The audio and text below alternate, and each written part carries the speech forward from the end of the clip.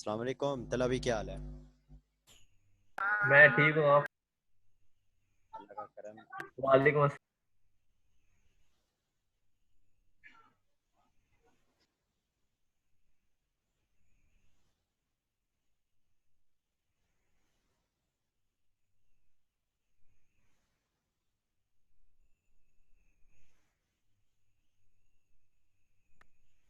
मैंने दोबारा assignment send की थी आपको, मेल आपको मिल गई थी? ए, 3-4 आई थी, मैंने नाम पे गौर नहीं किया था। आज भी मुझे आई थी। आज आपने भेजी थी? तकरीबन 7 बजे करीब भेजी थी। अच्छा, मैं चेक कर लेता हूँ। मैंने असल में नाम पे गौर कम ही करता हूँ जब अभी मैंने, क्योंकि मैं आपको इंशाल्लाह उसका रिस्पांस दे दूंगा, सब की असाइनमेंट वगैरह की, जो मिस्टेक्स वगैरह हुई या जो भी जैसे करना हुआ कल सुबह क्योंकि सुबह मैंने ना।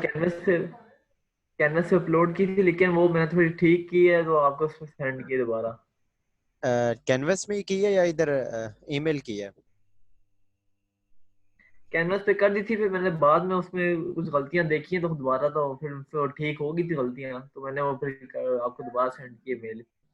अच्छा, मेल की है दोबारा? जी। हाँ, ये हसनैन हसनैन की, आपका क्या नाम है? तलहा तलहा आमिर। तलहा। कितने बजे तक की है आपने? मेरे पास तो नहीं आई हुई।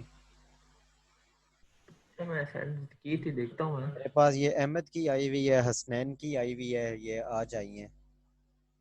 मतलब आपकी नहीं है आज, बाकी मेल नहीं आई आपकी। चेक कर लो, मुझे नहीं आई आपकी। मैंने 6:30 बजे करीब सेंड की है आपको मैंने। अपने उसमें देखो यार, अपने जीमेल में देखो, किस इसी पे की है, उमैर जफर 982@gmail.com। जी जी, यही है, कहते हैं सेंट मेल में आया हुआ है आपका, कहते हैं सेंट हुई भी मेल में थी।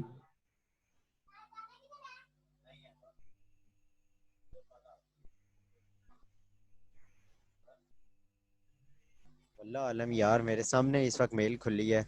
चलो ये डिस्कस करते हैं, क्लास हो जाए उसके बाद आपसे मैं रब्ता कर लूंगा खुद ही। चैट कोई चैट ठीक है।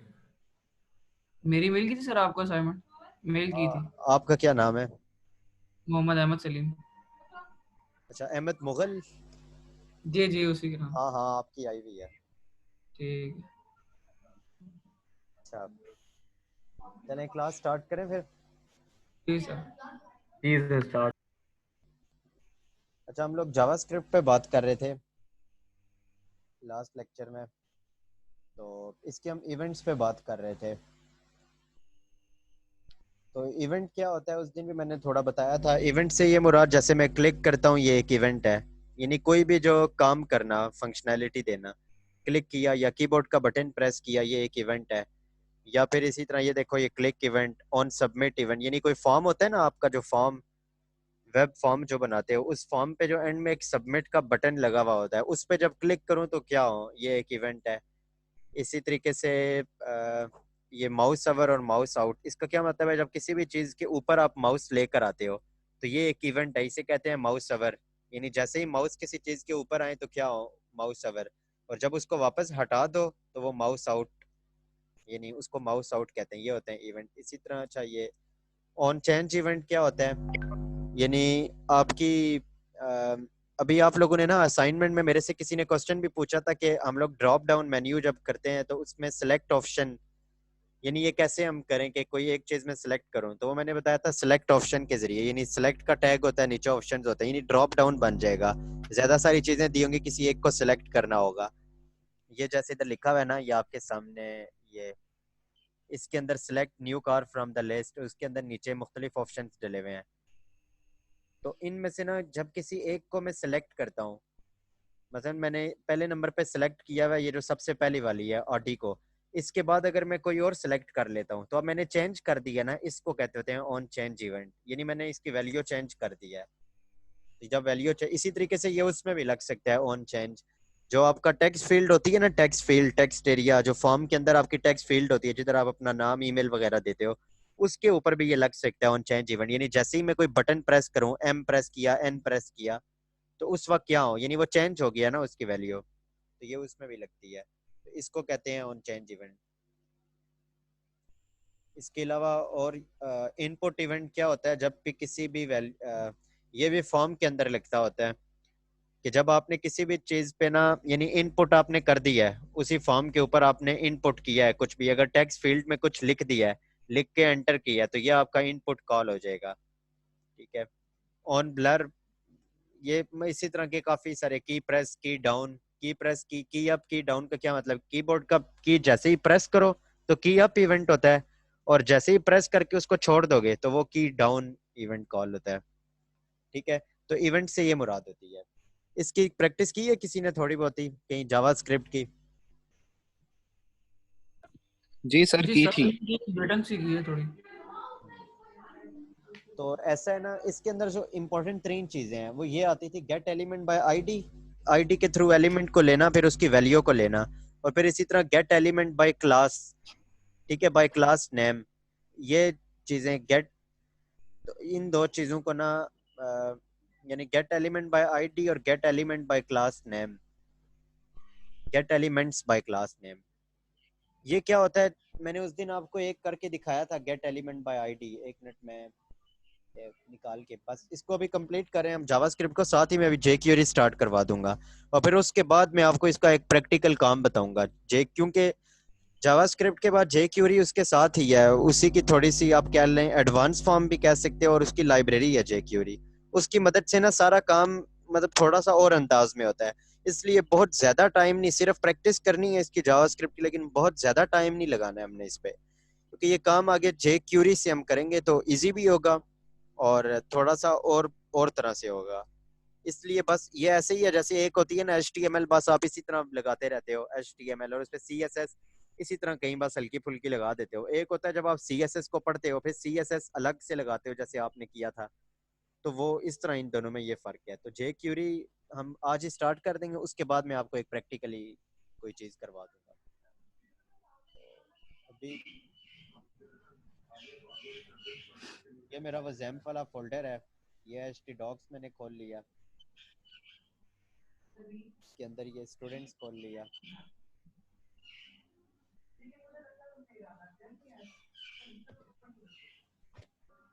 हम इस प्रोजेक्ट पे काम कर रहे थे, ये practice.php।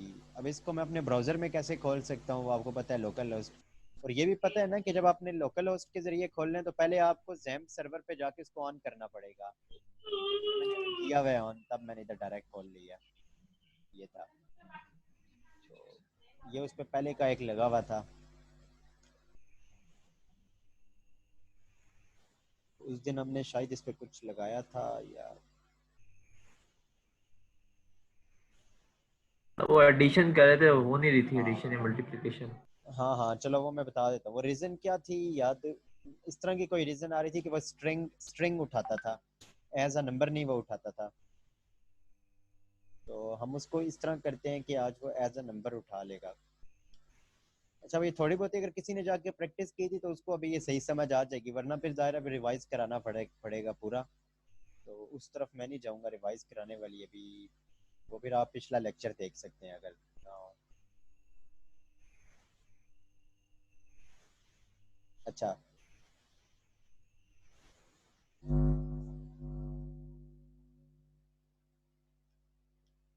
ये एक ये था पेज, यहाँ पे ये लेबल था, इनपुट था, और ये दूसरा ये इनपुट करते था। हैं। स्क्रीन शेयर कर दूं? अच्छा, ये इसमें ना ये एक पहला इनपुट है, इसमें हमने कोई फर्स्ट नंबर लिखना है। ठीक है, इसमें दूसरा, ये मैं जस्ट आपकी छोटी मोटी प्रैक्टिस के लिए ये करवा रहा हूँ, इसका बाद में करेंगे प्रॉपर जावास्क्रिप्ट का यूजेज वगैरह करके, कोई एक एप्लीकेशन इस तरह की बना लेंगे अलग से, या फिर असाइनमेंट आपको दे दूंगा, अभी छोटी मोटी प्रैक्टिस। तो ये एक 2 नंबर लेने और उनको हमने ऐड करना था, ये काम था ना। तो अब ये एक इनपुट मैंने लिया, ये दूसरा इनपुट लिया। अब इसकी वैल्यू हम कैसे गेट कर सकते हैं, तो ये आपको नजर आ रहा होगा कोड, ये उस दिन मैंने पूरा डिस्कस किया था कि document dot gate element by ID. Document से मुराद ये पूरा पेज जो है ना, ये पूरा एक इसका ऑब्जेक्ट बन जाता है, वो डॉक्यूमेंट है। डॉट से मुराद आगे मैं उसका कौन सा फंक्शन लेना चाह रहा हूँ। तो इस पूरी डॉक्यूमेंट में एक फंक्शन पड़ा हुआ होता है, उसका नाम होता है gate elements bye ID, gate element by ID. ठीक है, एलिमेंट यानी उठाना आईडी के जरिए। अब ये इधर आईडी आप इधर दे दें, मसलन इसकी आईडी है num1, ठीक है, तो वो मैं इधर लिख देता हूँ कि num1 के अंदर जो भी एलिमेंट है ना वो उठा लो। अगर मैं सिर्फ इतना लिखता हूँ, ये देखो जो मैंने हाईलाइट किया हुआ एरिया, इतना लेता हूँ तो वो पूरा का पूरा एलिमेंट उठा कर ले आएगा। ये मैंने बड़ा डिटेल से लास्ट क्लास में डिस्कस किया था, पूरा का पूरा एलिमेंट उठा लेगा। वो उसकी वैल्यू नहीं उठाएगा जो उसके अंदर है। अगर वैल्यू उठानी है तो उसके दो तरीके हैं। या तो आप ये कर सकते हो कि इसके नीचे आप दोबारा से कोई और वेरिएबल ले लो या इसी वेरिएबल को रिप्लेस कर दो, num1 इक्वल टू जो पुराना num1 था डॉट वैल्यू, उसकी जो वैल्यू है। ये चीज समझ आई है मैंने क्या किया? ये देखो पहले num1 के अंदर मैंने पूरा का पूरा एलिमेंट आ गया। अब मैंने ये कहा कि num1 की वैल्यू को चेंज कर दो, किससे? जो पुरानी num1 की वैल्यू थी डॉट वैल्यू, यानी उसके अंदर जो भी वैल्यू पड़ी हुई है वो जो भी वैल्यू है वो वापस डाल दो अब इसी num1 के अंदर। यानी num1 में पहले पूरा का पूरा एलिमेंट आ गया था, अब num1 के अंदर एलिमेंट के बजाय जो उस एलिमेंट की वैल्यू है वो आ जाएगी। ये चीज समझ आ गई? ये क्लियर है? जिसको नहीं क्लियर वो बोले। दोबारा बता दें। अच्छा, देखो हमने ये बात की थी कि अगर मैं ये करता हूँ ना num1 document dot gate element by ID, कि मैं ये वाला ये इनपुट टाइप लिखा हुआ है, इसकी आईडी मैंने num1 दी है, मैं चाहता हूँ इसके अंदर जो वैल्यू है वो मैं पिक करना चाहता हूँ। अब वो कैसे मैं पिक करूंगा? तो मैं आपको अलर्ट एक लगाता हूँ।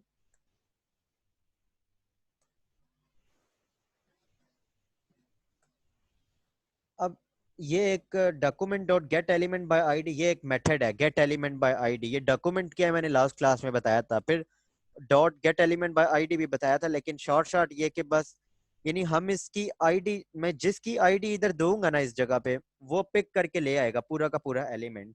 अब ये इस तरह करने से पूरा का पूरा एलिमेंट पिक हो जाएगा। अगर मैं इसको अलर्ट करके अब देखूं तो अब ये वाला अच्छा चलेगा कब? ये पूरा फंक्शन कैलकुलेट का ये तब चलेगा, ये देखो बटन ऑन क्लिक इस पे लगा हुआ है, जब ये क्लिक करूंगा तो ये कैलकुलेट का फंक्शन कॉल हो जाएगा। तो यहाँ से कॉल हो रहा है। ये मैंने आपको लास्ट क्लास में बताया था, ये खुद ब खुद नहीं चल सकता। जो प्रोग्रामिंग जानते हैं उन्हें पता है फंक्शन कभी खुद ब खुद नहीं चलता, जी सर। इसको कॉल करना पड़ता है। तो ये मैंने इधर से जाके इसको कॉल किया है। क्लियर होगी बात? अब मैं अगर इसको जाके प्रोग्राम रन करता हूँ, ये रिफ्रेश किया, अब इसके अंदर कुछ भी लिखो या ना लिखो, एक मिनट इसको कैलकुलेट करो। ये देखो क्या आ रहा है इस पे, ऑब्जेक्ट एचटीएमएल इनपुट एलिमेंट, यानी पूरा का पूरा वो जो एलिमेंट है ना इनपुट एलिमेंट वो उसने गेट कर लिया, यानी गेट एलिमेंट बाय आईडी के थ्रू, यानी इस चीज के थ्रू ये जो मैंने लिखी हुई है।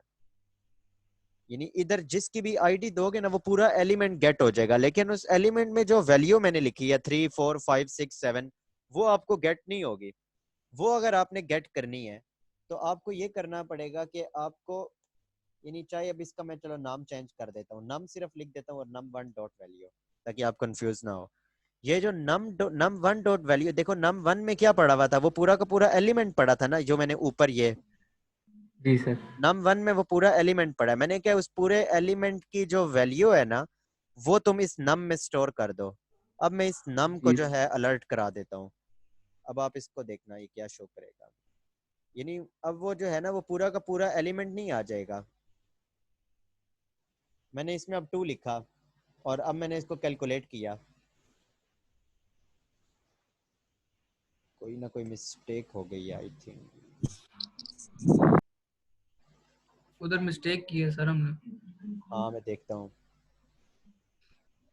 ये हमने डॉट वैल्यू भी लगाया है, num1 डॉट वैल्यू शायद लगाया है।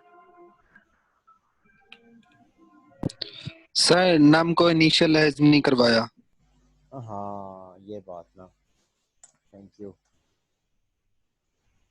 डॉट वैल्यू जो है ये तो लगता है ना यार, डॉट वैल्यू इसलिए लगाया है, देखो ये जो चीज है ना document dot gate element by ID, ये पूरा का पूरा एलिमेंट आपको दे देगा। यही तो मैं बता रहा हूँ, पूरा एलिमेंट दे देगा। इस एलिमेंट के अंदर जो वैल्यू है वो तो नहीं देगी ये चीज। अब वो पूरा का पूरा एलिमेंट इधर आ गया num1 के अंदर। अब अगर मैं चाहता हूँ कि मुझे उसकी वैल्यू चाहिए तो मुझे साथ ये लगाना पड़ेगा आगे डॉट वैल्यू। ठीक है, ये डॉट वैल्यू लगता है ये वाली मिस्टेक थी जो मैंने इसको डिक्लेयर नहीं किया, इसी तरह यूज ठीक इनिशियलाइज है नहीं सर। किया था। अब इसको आप लिखें 2 और कैलकुलेट, चला अभी भी नहीं है लेकिन।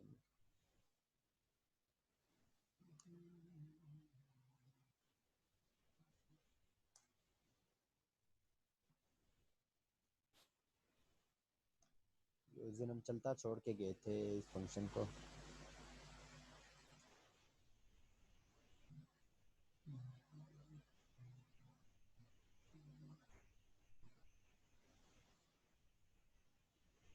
एक मिनट के लिए इसको मैं कमेंट करता हूँ और वापस उसी को चलाता हूँ, फिर हमें समझ लग जाएगी हमारी मिस्टेक किस जगह पे है, क्या किस लिए नहीं वो चला रहा।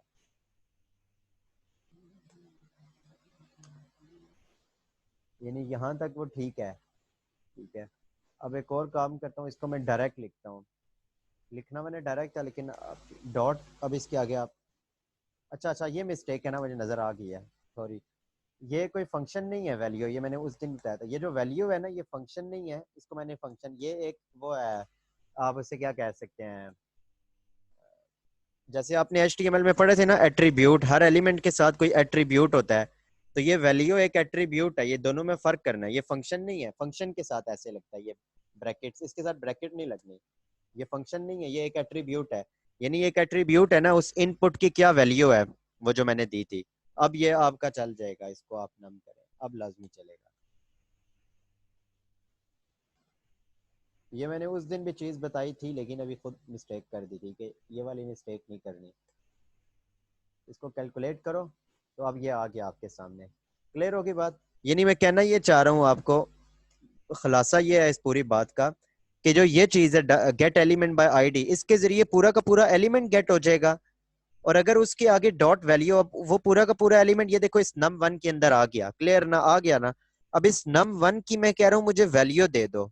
नम वन की वैल्यू से मुराद वो जो पूरा एलिमेंट है जो नम वन के अंदर आ गया उसकी वैल्यू दे दो मुझे। उसके अंदर अब जो कुछ भी लिखा होगा वो आपको इस नम के अंदर सेव हो जाएगा। लेकिन हम एक चीज को प्रेफर करते हैं, देखो अब इसका मेरा कोई यूज तो नहीं है ना, इस नम वन का कोई यूज नहीं है, वो पूरा का पूरा एलिमेंट आ गया। सिर्फ उसका ये यूज है कि उसकी मुझे वैल्यू चाहिए। तो हम ये प्रेफर करते हैं बजाय एक नया वेरिएबल ले लें, नया वेरिएबल लोगे ज्यादा स्पेस एलोकेट होगी, ठीक है, एक नई स्पेस जो है मैन मेमोरी में जाके रिजर्व हो जाएगी। तो मैं नया वेरिएबल नहीं लेता हूँ, मैं इधर से इसका ये वार काट देता हूँ और वो जो पुराना वेरिएबल था नम वन, उसी के अंदर अब मैं दोबारा से उसको रिप्लेस कर दिया। इसकी पहले नम वन के अंदर क्या पड़ा हुआ था, पूरा का पूरा वो एलिमेंट पड़ा हुआ था ना। अब नम वन के अंदर पूरा का पूरा एलिमेंट नहीं, बल्कि अब उसी नम वन के अंदर उस नम वन की जो वैल्यू है वो वाली दोबारा आके नम वन के अंदर स्टोर हो जाएगी। इस चीज का पता है, अगर C++ जिसने पढ़ी हो ये चीज समझ ले, तो यानी एक ही वेरिएबल यस सर। के अंदर उसी की वैल्यू डाल देना, यानी उसी यस वेरिएबल सर। को दोबारा यूज करके उसी की कोई वैल्यू डाल देना। तो ये वो चीज की हुई है, ये आपने C++ में भी इस तरह की चीज पढ़ी। यानी इसका ये पर्पज है ना, देखो फॉर एग्जांपल अगर किसी को समझ नहीं आई, मैं ये ऐसे इसको समझ लो कि जैसे फॉर एग्जांपल मैं यूं कहता हूं कि पहले नम के अंदर जो था ना, कोई भी नम वेरिएबल है उसमें 4 था फॉर एग्जांपल। अब मैं कहता हूं कि num equal to num plus 1, यानी मैं ये कहता हूं कि नम के अंदर 4 है ना, उस 4 के अंदर 1 ऐड कर दो, 5 हो गया, वो वाला 5 इस नम के अंदर जाके स्टोर कर दो। यानी नम में पहले 4 पड़ा हुआ था, अब इस ये वाला जो नम, इससे मुराद 4 प्लस 1 5, और वो वाला 5 जाके दोबारा इस नम में सेव कर दो, इसका ये मतलब होता है। फिर भी क्लियर नहीं हुई तो अब ये बाद में आप मेरे से लाजमी पूछिएगा। तो मैं ये बात कर रहा, तो इस तरीके से वो वैल्यू आ जाती। लेकिन अब इसका एक शॉर्टकट तरीका भी है, ठीक है, मैंने जान के पहले ये बताया, आपको ही पता होना चाहिए। अब इसका शॉर्टकट तरीका ये, बजाय मैं इतने लंबे चौड़े चक्रों में पढ़ूं, आप डायरेक्ट ये कर सकते हैं, बजाय इसको डायरेक्ट उसमें सेव कराएं, आप इसी के आगे लिखो डॉट वैल्यू, ये तो ये तब भी आपका चल जाएगा बिल्कुल सही।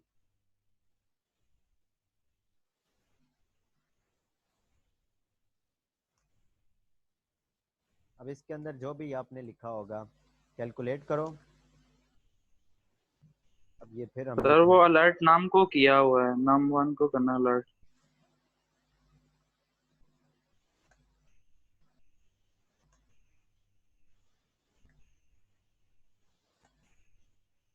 अब ये देखो ये चल गया, तो बस ये चीज़ है। अब हमने क्या करना है कि वो हम बात कर रहे थे उस दिन दो नंबर्स की ना, जैसे हमने ये लिया है ना नम वन, ऐसे ही मैं नम टू एक लेता हूँ, इसको कॉपी पे Ctrl+D कर दो, दोबारा कॉपी हो जाएगा। तो ये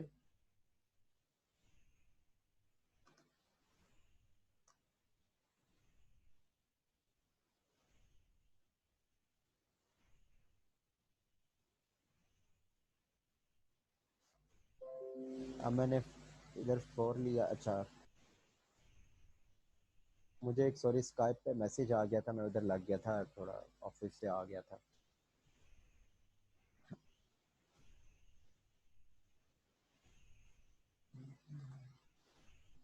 तो मैं आपको बता रहा था ये हमने 2 नंबर्स ले लिए। अब असल क्या हमने जो काम करना है क्या वो इन दोनों को ऐड करना था। तो उस दिन मिस्टेक ये हो रही थी वो ऐड नहीं होता था। मसलन अगर नम 1 मैंने 4 लिया है, नम 2 अगर 3 लिया है, तो वो उनका आंसर 43 दे देता था, 4 3 को मिला के लिख देता था। तो इससे हम कैसे अवॉइड कर सकते हैं? तो इसको यूं आप अवॉइड कर सकते हैं कि एक फंक्शन होता है उससे ना, अब ये इसमें इशू क्या आ रहा है? इशू ये आ रहा है जो आपका रिजल्ट दे रहा है ना, ये स्ट्रिंग के फॉर्म में सेव होता है। ठीक है, अब हमें जो है ना क्या करना पड़ेगा, स्ट्रिंग टू, आप ये कहें, हमें स्ट्रिंग टू इंटीजर में उसको चेंज करना पड़ेगा, यानी स्ट्रिंग से इंटीजर में उसको चेंज करना है। ठीक है, तो स्ट्रिंग से इंटीजर में कैसे जाते हैं? तो ये नम 1 के अंदर वो 4 एज अ स्ट्रिंग पड़ा हुआ है, यानी इस तरह की फॉर्म में पड़ा हुआ है। ये देखो, अगर मैं लिख के आपको बताऊं, नम 1 इक्वल टू 4 यूं नहीं पड़ा हुआ ये, बल्कि वो यूं पड़ा हुआ है, नम 1 इक्वल टू, ऐसे पड़ा हुआ है वो 4। तो ये कभी भी ऐड नहीं हो सकता। अब ये वाला 4, अब ये आप प्लस दबाओगे तो वो कनकैटिनेट कर देगा, मिला देगा, ऐड नहीं करेगा। तो हमने इस 4 को ना इस वाले 4 में कन्वर्ट करना है, ये बगैर कोटेशन के, यानी बगैर डबल कोट के। तो इसको कैसे करते हैं? एक मेथड होता है, मैं गूगल भी हम कर लेते हैं, वैसे पार्स इंट का एक मेथड होता था।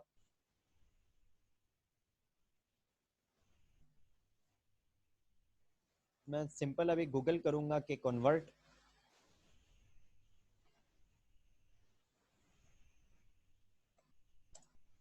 String to integer JavaScript. ठीक है, पार्स इंट के नाम से शायद होता था। हाँ ये नीचे आया भाई, ये पार्स इंट W3 पे मैंने क्लिक कर दिया है। ये देखो, ये नजर आया आपको साहब, ये वाला मेथड इस तरह पार्स इंट। तो ऐसे गूगल किया करो जो चीज़। अब मुझे भी जुबानी याद तो किसी को भी नहीं होता इस तरह की कई चीज़ें। अब ये आपने पार्स इंट इधर लगा दिया मैंने।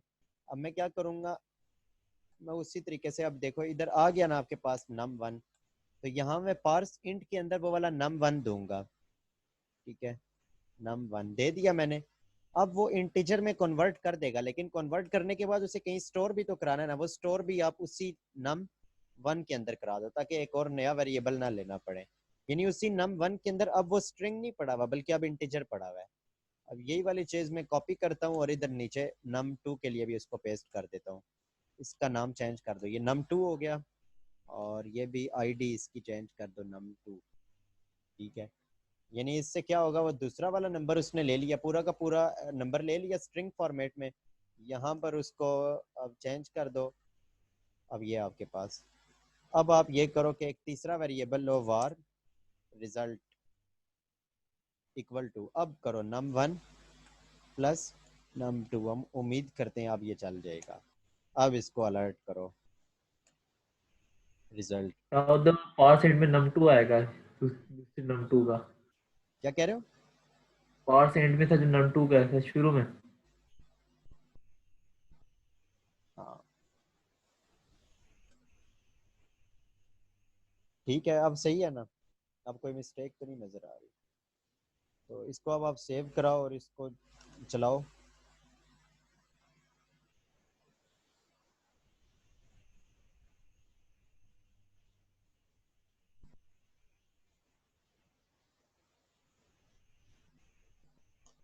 फोर और 6, और अब इसको हम कैलकुलेट करते हैं।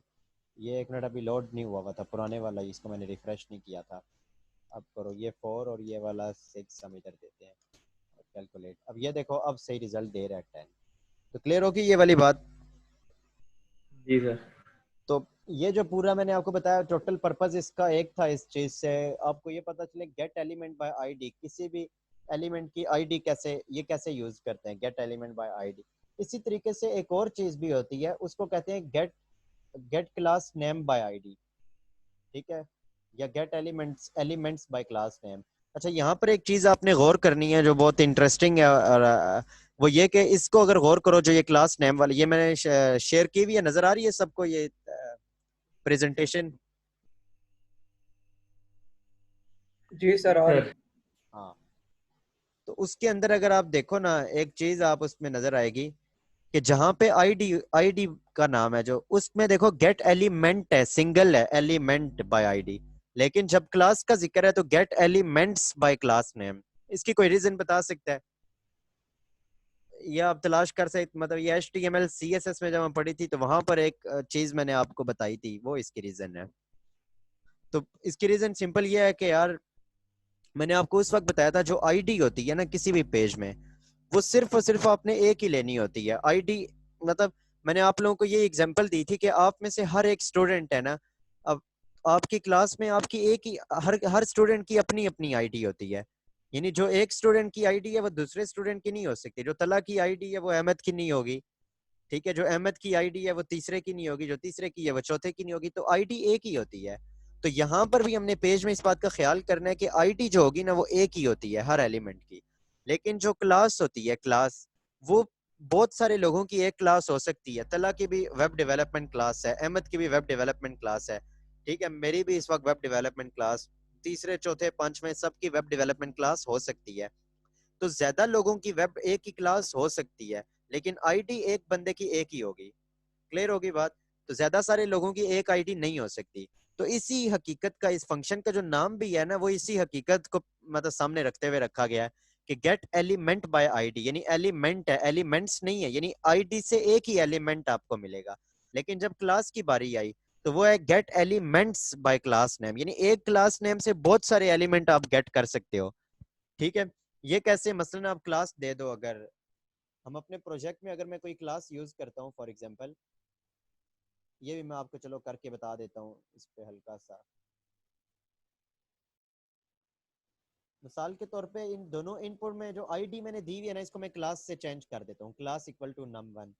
यहाँ भी जो आईडी है इसको मैं कर देता हूँ क्लास इक्वल टू num, बस आईडी num रख देते हैं, ठीक है, ये num।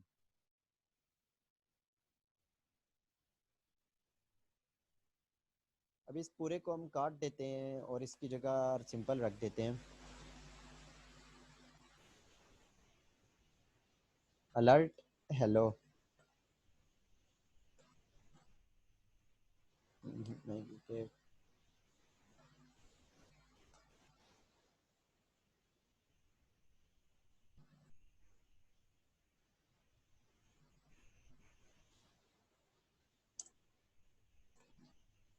अब आप लगाएंगे get capital E LEMENTS, gate elements. जब वो आईडी वाला होगा तो एलिमेंट, जब क्लास होगा तो एलिमेंट्स। कैपिटल BY और कैपिटल CLASS कैपिटल NAM। इसको चेक कर लेते हैं, ये बड़ा इसमें मसला हो जाता है अगर एक भी इसमें लफ्ज बीच में स्मॉल कैपिटल का फर्क हो गया। हाँ ठीक है, gate elements by class name.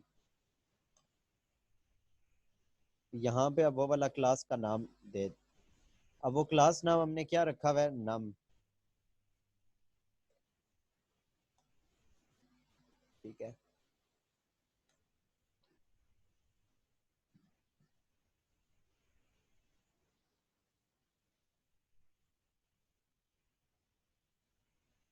अगर मैं सिर्फ इतना अब इसको अलर्ट करा दूं, तो बस मैं आपको टोटल चीज ये बताना चाह रहा हूँ, जैसे हम आईडी से लेते हैं क्लास नेम से भी ऐसे आप कोई चीज गेट कर सकते हो।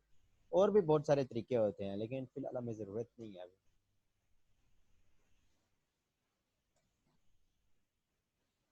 इसको कैलकुलेट पे क्लिक करो तो ये चला नहीं है। ये करते हैं कि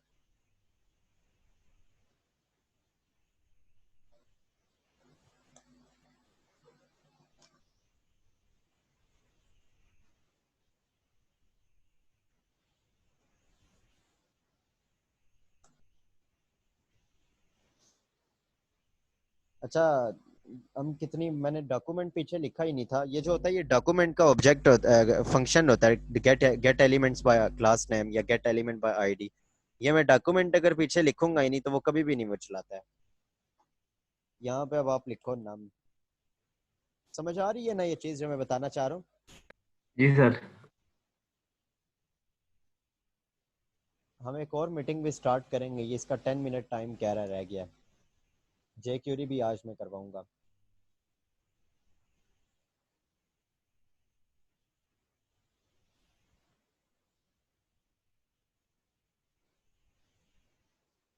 आ रहा नहीं, आई डोंट नो मिस्टेक क्या हो रही है। ओहो यार, आप लोग ही बोल दिया करें ना तेजी में बस।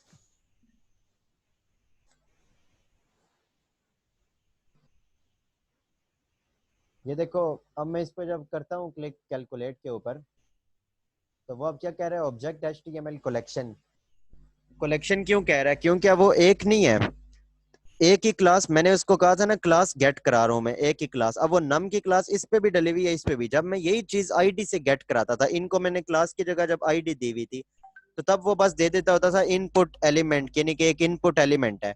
अब वो ये नहीं दे रहा, अब वो कह रहा है कि एक कलेक्शन है, यानी दो चीजें हैं ना, इसलिए उसने। अब आगे वाले काम आप इसी तरीके से कर सकते हो, वो जो, बस ये एक तरीका मैंने आपको बताना था। अब आगे चलते हैं, हम जे क्यूरी स्टार्ट करते हैं। क्लियर है? नहीं क्लियर? कोई चीज अगर हो जो आपने पूछनी हो, जे क्यूरी करो। Yes sir. उसके बाद आप जो चीज आपके जहन में आएगी ना, वो आप इजीली कर सकते हो, वो इसी को यूज करके। अच्छा, इसमें मैं जे क्यूरी स्टार्ट कराने से पहले एक चीज बताऊं, जे क्यूरी में उसका फायदा भी होगा। वो ये कि आप ये जो इसका लिंक देते हो, बल्कि चलो वो आगे जे क्यूरी स्टार्ट करते हैं तभी आ जाएगी वो चीज।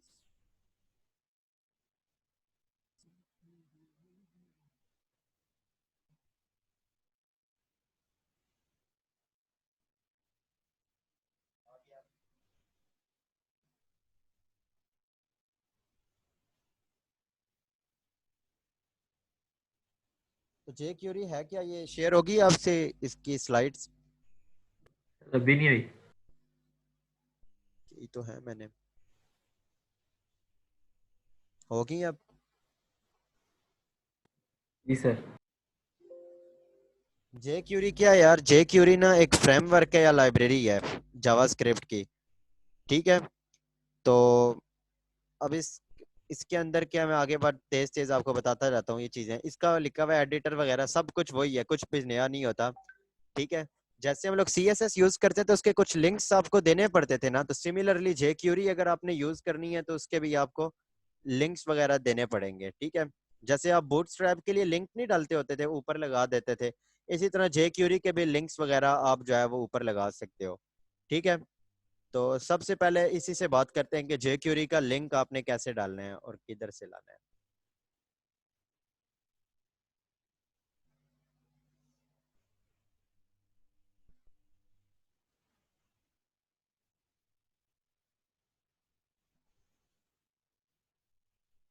ये देखो, ये एक लिंक है।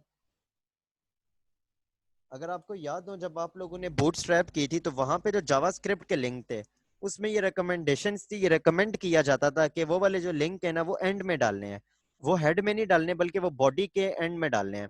उसकी वजह क्या है? अब वही मैं आपको अभी पता चल जाएगी कि वो हम एंड में क्यों लगाते हैं। सिमिलरली ये वाले जो लिंक है ना, ये भी अभी हम एंड में लगाएंगे।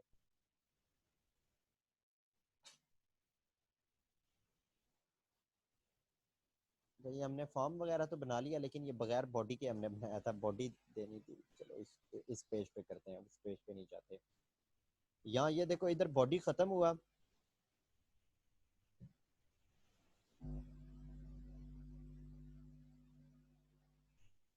यहाँ खत्म होने के बाद में इधर ये जे क्यूरी का लिंक दे दिया।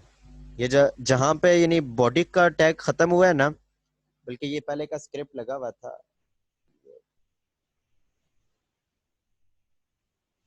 ये वो लिंक उठाओ, ये इसी फॉर्म में आपको मिलेगा वहां से। ये लिंक आपको गूगल से भी मिल जाएगा, और ये मेरी स्लाइड्स में भी पड़ा हुआ है, ठीक है? ये वाला लिंक, यानी इसकी मदद से ना आप जे क्यूरी कर सकते हो अपने पेज पे। ये लिंक दोगे और ये देना किधर है, जहाँ पे ये बॉडी खत्म हो रही है। मैंने एडिटर ही शेयर किया हुआ है ना। जी सर। हाँ, तो जिधर आपकी ये बॉडी खत्म हो रही है, इससे ऊपर आपने फौरन ये लिंक देना है।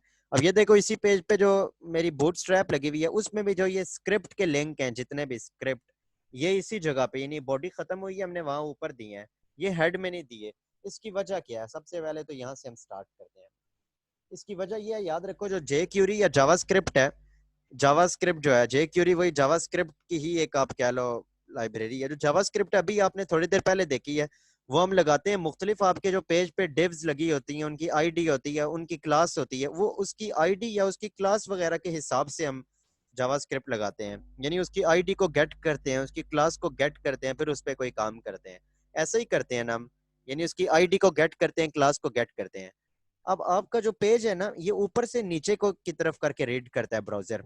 यानी सबसे पहले वो इसको रीड करेगा जो ये लाइन लिखी हुई है, इसका क्या मतलब है, फिर इसको रीड करेगा, फिर इसको रीड करेगा। अब आपका हेड सबसे ऊपर लिखा हुआ होता है। हेड किधर लिखा होता है, सबसे ऊपर। अब हेड सबसे ऊपर लिखा हुआ है, उस हेड में अगर लिखा होगा गेट एलिमेंट बाय आईडी और आईडी के अंदर लिखा होगा num1, अब वो ऊपर देखेगा। याद रखो, पेज वो ऊपर से चल के आया ना, वो ऊपर ढूंढेगा num1, वो नीचे नहीं ढूंढेगा, वो अपने से ऊपर ढूंढेगा num1 को। तो ऊपर तो कोई num1 होगा ही नहीं, जाहिर है। हेड के अंदर कौन सी मैंने div बनाई हुई है जिसको मैंने आईडी दी है, या हेड के अंदर हम कौन सी इनपुट फील्ड बनाते हैं जिसको मैंने आईडी दी है, कोई भी नहीं ना बनाई, या कोई भी नहीं। तो फिर इसलिए वो ऊपर ढूंढेगा, उसे मिलेगा ही नहीं, तो वो एरर दे देगा, कहेगा इधर कोई एग्जिस्ट ही नहीं करती आपकी num1 आईडी जिसको मैं गेट करूं। तो इस वजह से हम लोग ये करते हैं, हम वहां पे हेड में उसको नहीं उसका लिंक देते, या जावास्क्रिप्ट कभी भी हेड में इसलिए नहीं लिखते, बल्कि हम एंड में इसीलिए लिखते हैं कि ये देखो यानी कि जब मैं इसको गेट करूंगा ना, गेट एलिमेंट बाय आईडी, ये जैसे मैंने लगाया हुआ है gate element by class name या आईडी, तो अब वो ऊपर देखेगा, तो ऊपर वो इस क्लास को ढूंढेगा नाम, ये उसको ऊपर मिल जाएगी, वो नीचे नहीं देखता है। इसलिए इसको एंड में लगाते हैं ताकि ऊपर उसको, ऊपर से उसको मिल जाए। क्लियर हो गया ये चीज या नहीं हुई, कि क्यों हम इसको एंड में लगाते हैं लिंक? जी सर। किसी को नहीं क्लियर हुई बताओ। तो ये सबसे पहले इसकी चीज थी। सर अगेन बता दीजिएगा जरा। ओके,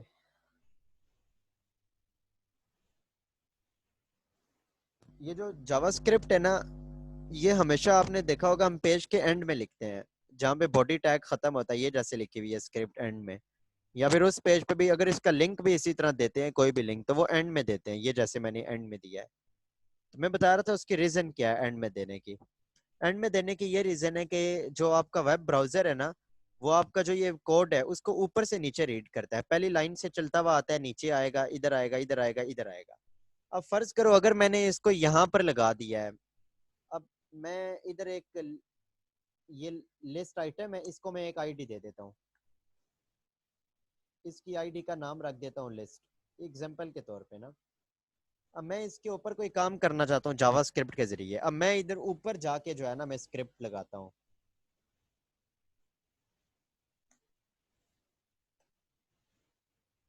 ठीक है, इधर ऊपर में जाके अगर मैं लिखता हूँ वही document dot gate element by ID, ठीक है। अभी थोड़ी देर पहले आपने ये देखा था ना कैसे हम गेट करते थे, तो मैं अगर यहाँ पे जाके उसका जो आईडी है वो इधर अगर दे देता हूँ, तो मैं अभी ये करके नहीं दिखाऊंगा कि इसकी ये बिल्कुल वो है, तो ये इसका एरर दे देगा, कभी भी इसको गेट नहीं करेगा। क्यों नहीं गेट करता, क्योंकि पेज ऊपर से नीचे चलता है ना।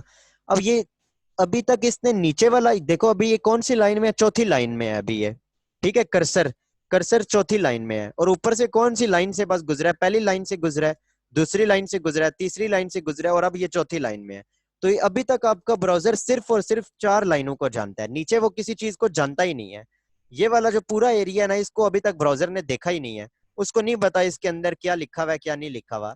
अब वो सिर्फ 4 लाइनों के बारे में उसको पता है, उन 4 में कहीं ये आईडी है लिस्ट नहीं है ना, तो वो उसको मिलेगी नहीं, वो एडर दे देगा। यानी लिस्ट वो ऊपर ढूंढेगा, ऊपर जिनको जानता है वो ऊपर, ऊपर कहीं ये आईडी नहीं पड़ी हुई तो वो एरर दे देगा। तो ये वाला एरर इसलिए हम ऊपर नहीं लगाते ये स्क्रिप्ट। लेकिन अब मैं अगर यही वाली चीज अगर नीचे लगाऊंगा, ठीक है, अब मैं इसी चीज को इधर से काट के अगर मैं इसको पेज के एंड में लगा देता हूँ इधर, अब देखो वो क्या करेगा। अब वो यहाँ तक पूरा पेज ऊपर से रीड करके आ चुका है, लाइन नंबर 34 तक उसने सब कुछ रीड कर लिया रीड 34 तक।